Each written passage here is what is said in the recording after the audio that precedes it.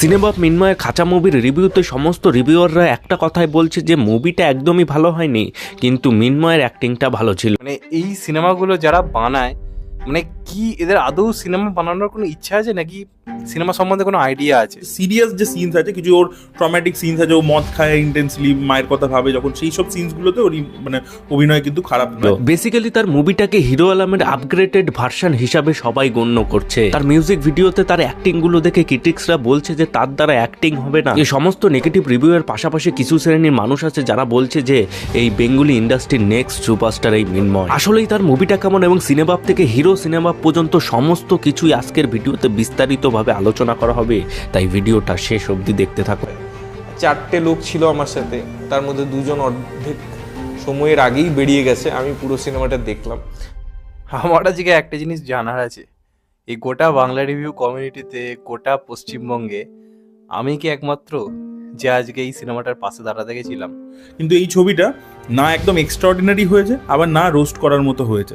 আরো আশা করি এটা মানে কিছু কিছু বাংলা সিনেমা হয় যে শুক্রবারে রিলিজ হয়, শনিবারে নেমে যায়, বাট তোমাদের ঘরের ছেলের সিনেমা আজকে শুক্রবার রিলিজ হওয়ার পরে রবিবারে 3টে কোচবিহারের সই হাউসফুল। তো এটা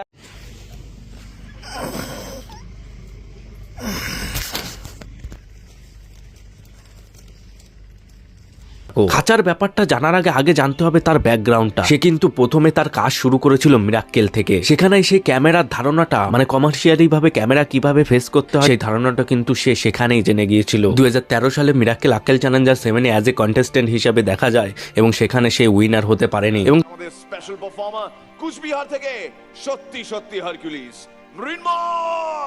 তার পরের সিজন মিরাক্কেল আক্কেল চ্যালেঞ্জার 8-এও তাকে দেখা যায়, কিন্তু সেখানেও সেরকম একটা ফলাফল করতে পারেনি। তারপর তার সেম হিউম্যান নিয়ে সোশ্যাল মিডিয়ায় চলে আসে, যেমন ইউটিউব আর ফেসবুকে। সেখানে সে কিন্তু কনসিস্টেন্টলি স্ট্যান্ড আপ ভিডিওগুলো বানাতে থাকে। প্রথমে সে দৈনন্দিন জীবনের অনেক কিছু নিয়ে স্ট্যান্ড আপ কমেডি বানাতে থাকে, কিন্তু সেরকম একটা সাফল্য পাননি।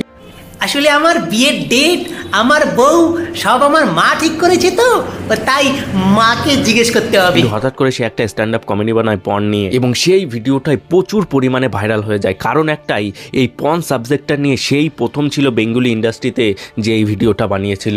তো আমাদের ছেলেদের জীবনে প্রধান 5টি কাজ: পড়াশোনা করা, চাকরি করা, বিয়ে করা, বাবা মায়ের খেয়াল রাখা, দেখা।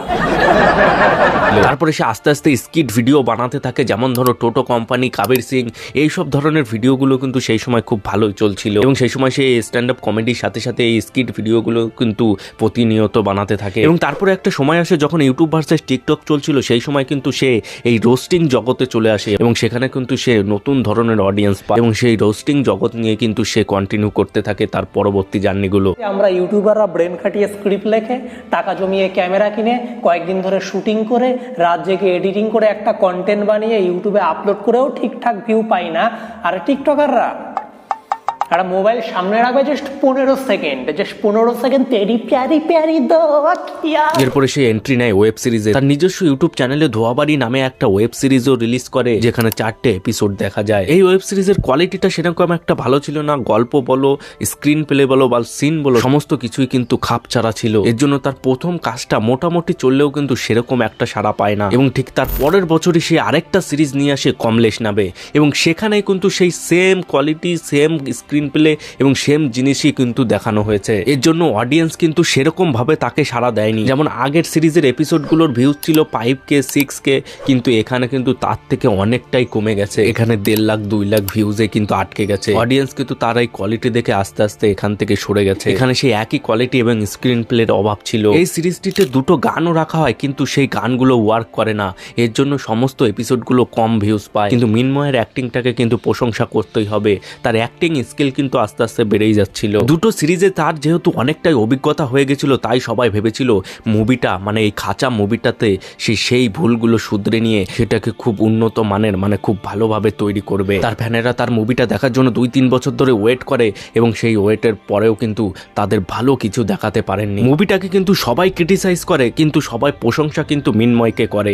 মানে তার অ্যাক্টিং স্কিল এবং তার প্রেজেন্টেশনকে কিন্তু সবাই ভালো বলে। মুভির স্ক্রিন প্লে, রাইটিং এবং অনেক কিছুতে কিন্তু প্রবলেম ছিল। যেমন ধরো তার গানের সিনগুলো, সেখানে তো তার অ্যাক্টিং গুলো একদম ন্যাচারাল ভাবে ছিল না। তার এই মুভিটা কিন্তু হিরো আলমের মুভির মতো ট্রোল হবে না, কিন্তু সেই লেভেলের কিন্তু বানাতে পারেননি। আলোড়ন সৃষ্টিকারী আনপ্যারালাল চ্যালেঞ্জিং হিরো आलम साहसी हिरो आलम।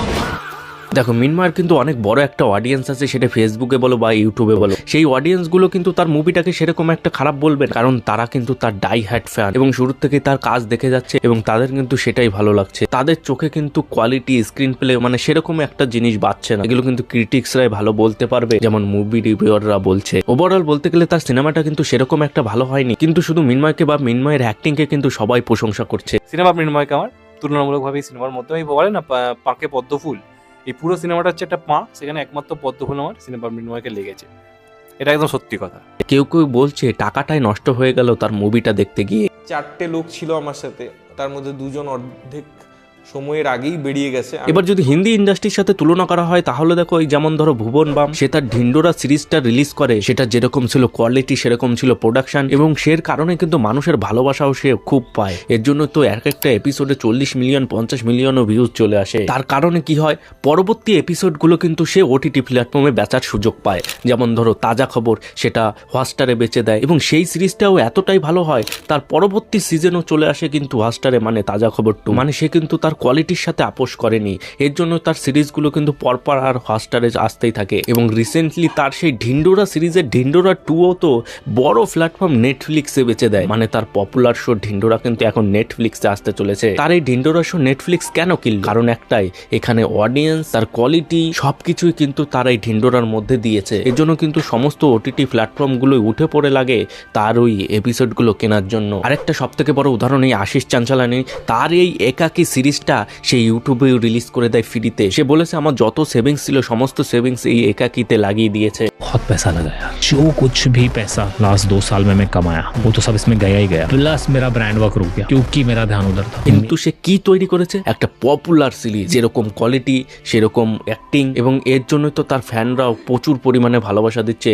এর জন্য এক একটা এপিসোডে 40 মিলিয়ন 30 মিলিয়ন 28 মিলিয়ন ভিউজ পাচ্ছে। এর পরবর্তীতে যদি একাকী 2 বানায় বা অন্য কোনো সিরিজই বানায়, তখন কিন্তু ওটিটি প্ল্যাটফর্মগুলো তার ওই এপিসোডগুলো কেনার জন্য উঠে পড়ে লাগবে, কারণ তার কোয়ালিটি এবং অডিয়েন্সের ধারণা তারা পেয়ে যায়। এর জন্য তাদের বিজনেস মডেল অনুযায়ী তাদেরকে কিন্তু তারা অ্যাকোয়ার করে নেয়। এইসব স্ট্র্যাটেজি কিন্তু সবাই ইউজ করে, প্রথমে ফ্রিতে খাওয়ায়, তারপরে কিন্তু আস্তে আস্তে তারা ওগুলো ওটিটি প্ল্যাটফর্মে বেচে দেয়, তারপরে সবাই টাকা দিয়ে দেখে। কারণ কি, কারণ তারা কোয়ালিটি বা যা এন্টারটেনমেন্ট হতে এসেছিল সেটা তারা সেখানে পেয়ে যায়। যেমন শ্যামাই রায়নার দ্য লেটেন্ট শো, সেই শোটাও কিন্তু এতটাই পপুলার হয়েছিল যে তার সাবস্ক্রিপশন বাটন ছিল সেটাকেও কিন্তু অনেক লোকে সাবস্ক্রিপশন করে। যার জলজন্ত উদাহরণ তোমাদের সামনে রয়েছে। যেমন ধরো জিও প্রথমে মার্কেটে এসেছিল, প্রথমে কিন্তু সবাইকে আনলিমিটেড নেট দিয়েছিল 6 মাসের জন্য ফ্রিতে, তাও আবার ফ্রিতে, এবং তার কোয়ালিটিও কিন্তু খুব ভালো ছিল। যেখানে ভালো ছিল না সেখানে কিন্তু আস্তে আস্তে ডেভেলপমেন্ট করে, এবং যখন কিন্তু মানুষ এটা ভালো রিভিউ দেয় তারপরে কিন্তু তার নতুন প্ল্যানগুলো রিলিজ করে। এখানে সেম স্ট্র্যাটেজি কিন্তু সমস্ত ইউটিউবাররাও করে। যেমন প্রথমে ইউটিউবে ভালো কন্টেন্ট ফ্রিতে দেখায় এবং তারপরে কিন্তু আস্তে আস্তে তাদেরকে হয় নেটফ্লিক্সে, নাহলে হটস্টারে, নাহলে জিও হটস্টার, অনেক জায়গায় আছে যেখানে কিন্তু তাদেরকে নিয়ে যায়। আর সব থেকে বড় কথা হলো, এখানে কিন্তু কোনো কন্টেন্ট ক্রিয়েটর ফ্রিতে আসে না। সে বঙ্গাই বলো, সিনেবাব বলো, ভুবন বাম বলো, আশিস চাঞ্চালানি বলো, কেউ কিন্তু এই সোশ্যাল মিডিয়ায় ফ্রিতে কিছু দেওয়ার জন্য আসেনি। তারা কিন্তু সেখান থেকে আর্নিং করতেই এসেছে। সিনেবাব মিনময়ের সিরিজগুলোর যা ধরন ছিল সেখানে দেখে মনে হয় না পরবর্তীতে কোনো ওটিটি প্ল্যাটফর্মগুলো তার ওই সিরিজগুলো কিনবে। মানে কোয়ালিটি সেরকম একটা নেই। এখন কম্পিটিশন কিন্তু প্রচুর, এর জন্য কোয়ালিটির সাথে কিন্তু কখনোই আপোষ করা যাবে না, সেটা তুমি তোমার সিরিজে বলো বা মুভিতে বলো। যেমন ধরো আদিপুরুষ মুভিটি প্রচুর কোটি টাকা খরচ করে বানানো হয়েছে, কিন্তু তারা কিন্তু সেরকম কোয়ালিটি দিতে পারেনি। এর জন্য প্রচুর পরিমাণে নেগেটিভ রিভিউ, এবং মুভিটাও কিন্তু সেরকম একটা চলেনি যেরকম মেকাররা ভেবেছিল। আমি সিনেবাবকে নিয়ে 1 বছর আগে একটা ভিডিও বানিয়েছিলাম যেখানে আমি বলেছিলাম যে সিনেবাব সিনেমা নিয়ে কামব্যাক করতে চলেছে, তার ওই কামব্যাকটা কিরকম হয়। সেই ভিডিওটা যদি দেখতে চাও ডিসক্রিপশন বক্সে লিঙ্ক দিয়ে দেবো, তোমরা গিয়ে দেখে আসতে পারো। এবং যদি তার বক্স অফিস কালেকশনটা দেখি, প্রথম 3 দিনে কিন্তু সে 11 লক্ষ টাকা কালেকশন করে। প্রথমে 4 লক্ষ, তারপরে 3 লক্ষ, তারপরে 3 লক্ষ। মানে প্রথমে যা কালেকশন করেছিল তার থেকে কিন্তু ডিক্রিজ হয়েছে পরের দিনগুলোতে তার কালেকশন। সবকিছুর পরে যদি দেখা যায় মিনময়ের ক্যারিয়ারের লাস্ট পরিস্থিতি কি হবে বা কি হতে পারে, তার যা অ্যাক্টিং বা পারফরমেন্স দেখলাম, যদি কোনো ভালো ব্যানার দিয়ে তাকে ভালোভাবে কাজে লাগাতে পারে, সুন্দর স্ক্রিপ্ট গল্প দিয়ে, তাহলে কিন্তু সে বেঙ্গলি ইন্ডাস্ট্রিতে নেক্সট হিরো হওয়ার যোগ্যতা রাখে। কিন্তু আমাদের বেঙ্গলি ইন্ডাস্ট্রিতে এমন কোনো ব্যানার বা এমন কোনো লোক নেই যে এদেরকে ইউজ করবে। এমন বড় বড় ভালো ভালো অনেক অ্যাক্টর রয়েছে যারাই কিনা এখন কাজ পাচ্ছে না বেঙ্গলি ইন্ডাস্ট্রিতে, আর এরা তো বাইরে থেকে এসেছে, এদের কোনো গডফাদার নেই, এদেরকে কিভাবে ইউজ করবে সেটাই হচ্ছে দেখার বিষয়। তো ব্যাস বন্ধুরা, আজকে এই পর্যন্তই। সিনেবাপের এই খাঁচা মুভি নিয়ে তোমাদের কি মতামত রয়েছে কমেন্ট বক্সে অবশ্যই জানাও। ভিডিওটা একটু ভালো লেগে থাকলে একটা লাইক করে দিও, চ্যানেলে নতুন হলে সাবস্ক্রাইব করে নোটিফিকেশন অল করে দিও যাতে ভিডিও আপলোড করলে সবার আগে পৌঁছে যায় তোমাদের কাছে। দেখা হচ্ছে পরের এক নতুন ভিডিওতে।